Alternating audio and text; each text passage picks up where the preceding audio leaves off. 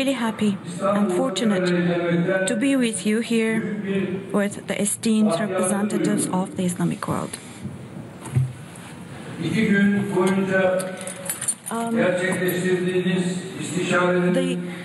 I hope that the consultations and deliberations you will hold for 2 days here and the decisions that you will take, I hope will prove to be beneficial for the Islamic Ummah and for the entire humanity.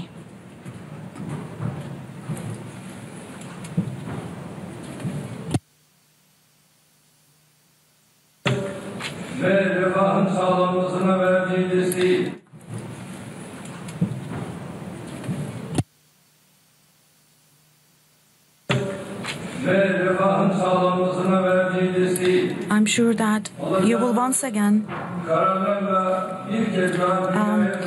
announce to the whole world, make it clear to the whole world, the support of our organization for the achievement of global peace and prosperity through the decisions you will take here. The effects of the meeting at an extraordinarily critical time now will be felt not only in our countries, for sure, but hopefully all over the world. At the beginning of my speech, I once again commemorate with mercy our more than 55,000 brothers and sisters, more than 65% of whom are children and women, who were martyred by Israeli army in Gaza. And I wish healing to our 128,000 brothers and sisters who were injured in the same attacks in Gaza. Turkey knows the pain of our Palestinian brothers and sisters as our own pain and their sadness as our own sorrow. Our Palestinian brothers and sisters should know the following: no matter how dark the darkness of oppression is now, inshallah, God willing, justice will be manifested and victory will surely belong to those who believe. With God's permission, I sincerely believe that we will see good days when we will talk about victories, we'll talk about joy and peace instead of suffering, cruelty and death. Distinguished guests, for the last 2 years now, we have been increasingly confronted with Israel's policies of occupation, destruction, and massacre. With the unconditional support of the Western powers, Israel continues to destabilize our region.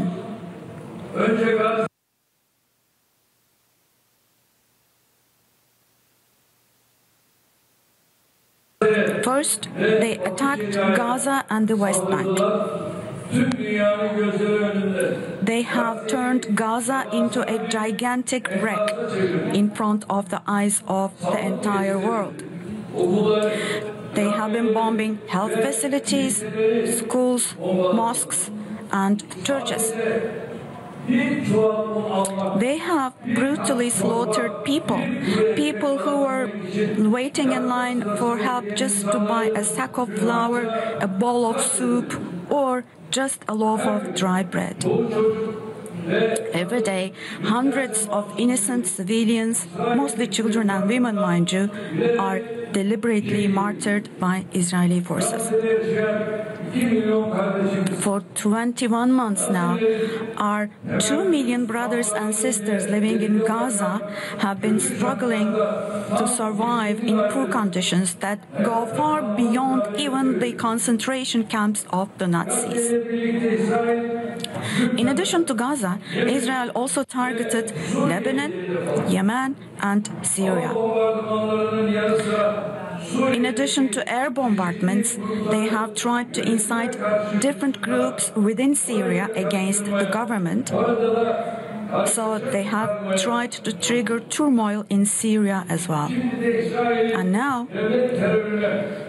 since the 13th of June, Israel's state terrorism is now being experienced by our neighbor Iran.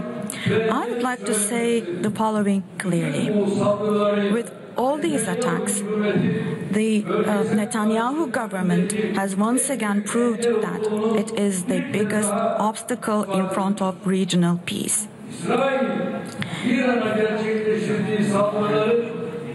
I strongly condemn Israel's attacks on Iran. On behalf of my country and my nation, I offer my condolences for our Iranian brothers and sisters who lost their lives in Israel's terrorist attacks, bombings, and assassinations. We have no doubt that the Iranian people, with thousands of years of history, solidarity in the face of difficulties, and strong state experience, they hopefully, inshallah, will be able to overcome these challenging days. I also find it useful to underline the following. The way to describe and define Israel's attacks on Gaza, Lebanon, Yemen, Syria, and finally, most recently on Iran, is outright banditry. The measures taken by Iran to defend its people in the face of this state terrorism of Israel within the framework of self-defense are measures which are quite natural, legitimate, and legal. Dear brothers and sisters, what we are seeing day by day is the following. It is clear now that these aggressions, these aggressive actions, which violate international law, serve Israel's policy of strategic destabilization in the region. Of course, it is significant that the attacks took place at a time when negotiations on Iran's nuclear program were intensifying.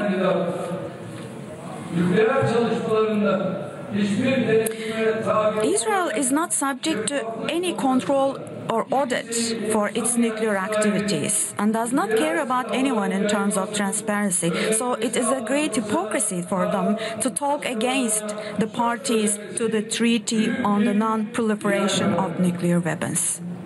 The Netanyahu government actually aimed to undermine the negotiation process with its attacks on the 13th of June. This incident also shows that Netanyahu and his murder ring do not want any issues or any matters to be solved diplomatically. Again, Israel, instead of living in peace side by side with an independent and geographically integrated Palestinian state with East Jerusalem as its capital on the basis of the 1967 borders, instead of coexisting with them, Israel is rather trying to spread the war to the entire region.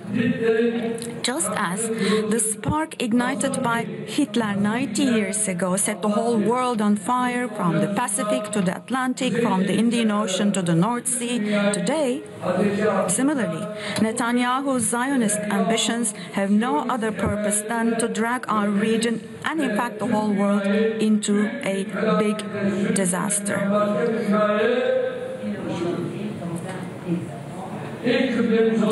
Targeting the sanctity of Masjid-i-Aqsa, our first Qibla, attempting to hijack the historical status of Al-Quds al-Sharif.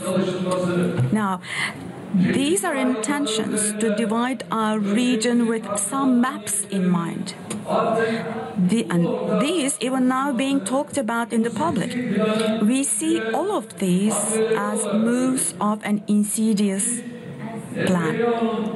We are, in fact, well aware of what Netanyahu wants to do. Those who think that they can establish their security by drowning the region in fire, in conflict, chaos, and in tears are following a crude dream. Israel cannot ensure its own security by threatening the security of its own neighbors. They will gradually see that things may not go as planned. Israel's claim that it will establish order in our region with its bloody hands reveals the blindness and darkness of those who govern that country. I would like to emphasize here that Turkey will not allow the establishment of a new Sykes-Picot order in our region, the borders of which will be drawn with blood. We will not sit back and watch the people of Gaza being punished with hunger, with state and settler terror in the West Bank, and attempts to destroy the historical status quo of Al-Aqsa Mosque and Jerusalem, the cradle of the Abrahamic religions. From here, I once again appeal to the international community, especially to the countries that have influence over Israel.